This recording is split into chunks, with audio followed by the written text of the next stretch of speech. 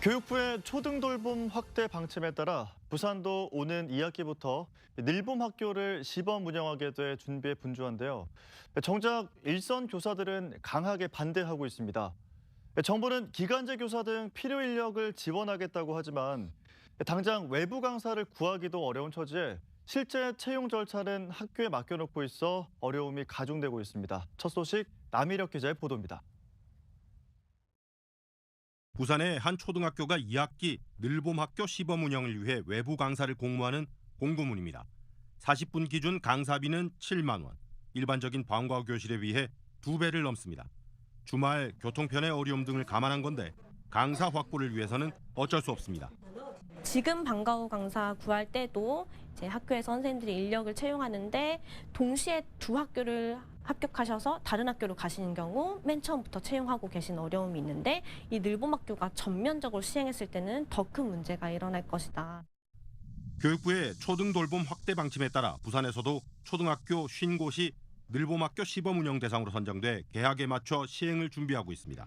현재 저녁 7시까지인 초등학교 돌봄 교실을 8시까지로 1시간 더 늘리고 방과후 교실 프로그램도 학력 신장과 스포츠 등으로 세분화시켰습니다.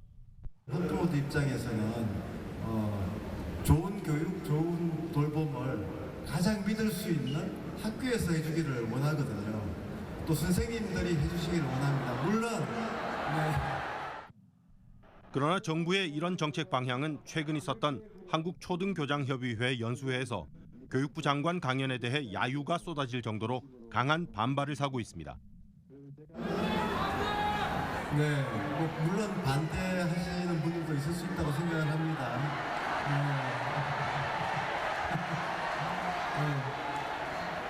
그렇지만 크게 보면 이게 가야 될 길입니다. 2025년부터로 계획했던 시행 일정을 갑자기 1년 앞당기면서 반감은 더 고조됐습니다. 돌봄과 방과후 행정 업무를 지금 모든 교사들이 기피할 정도로 그런 큰 부담이 있는 업무인데 앞으로 이렇게 되면 산더미 같은 업무가 더해지는 거 아니겠습니까? 학교는 교육기관이지 보육하는 곳이 아닙니다. 더 큰 문제는 학교 교과와 연계한 특기 적성 교육 등 방과후 프로그램을 다양화하고 돌봄을 통합한 서비스를 제공하겠다는 취지가 무색하게 또 다른 수업의 연장이 될 수도 있다는 우려입니다. 미술 수업 듣고 체육 수업 듣고 수학 수업 듣고 이런 것이 아이들에게 정말 정규 수업을 마친 후에 충분한 심과 어떤 에너지를 그 나이 때 배우고 즐겨야 되는 것들이 보장되는 방식인가에.